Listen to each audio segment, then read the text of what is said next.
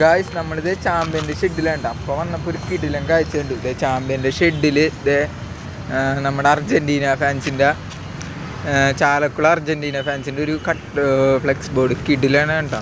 കിഡിലോസ്കി, ഞാനൊരു അർജൻറ്റീന ഫാനാണ്. ഇത് നമ്മുടെ ചാമ്പ്യൻ്റെ വരാഹി 2 വർഷം മുന്നേ വന്നതാണ് കേട്ടോ. പ്രകാശിൽ നിന്ന് സലാംസിൻ്റെ സൗണ്ടും കാര്യങ്ങളും ചെയ്ത് ഇത് അവിടെ അർബാനിയ അധികം വർക്കൊന്നും എടുത്തിട്ടില്ല. അർബാനിയയുടെ വർക്ക് ചെറിയ വർക്ക് എടുത്തേക്കണം നമ്മുടെ ആലുവ നജീബിക്കാരെ സൈനീസിലാണ്. സൈനീസ് ഞാനും തമ്മിലൊരു ഒടുക്കത്തെ ബന്ധം കേട്ടോ. അപ്പോൾ അത് നമ്മുടെ ഭവാനി എന്ന് ഭവാനി അല്ലല്ലോ ജാനകി എന്ന് പറഞ്ഞ വണ്ടി ഉടനെ വരും കേട്ടോ.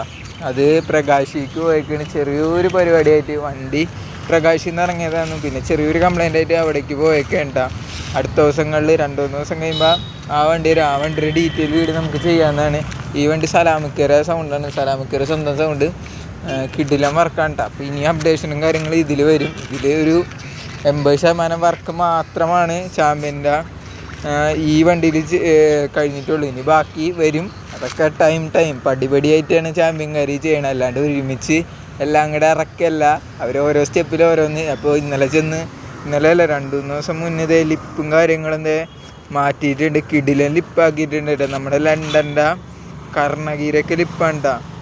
അത് എവിടെ ചെയ്തതെന്ന് കറക്റ്റ് അറിയില്ല. എവിടെ ചെയ്തത് ഒരു ഐഡിയ ഇല്ല കേട്ടോ. അത് നമുക്ക് മുതലാളി വരുമ്പോൾ കണ്ണഞ്ചേരൻ്റെ അടുത്ത് തന്നെ ചോദിക്കണം കേട്ടോ.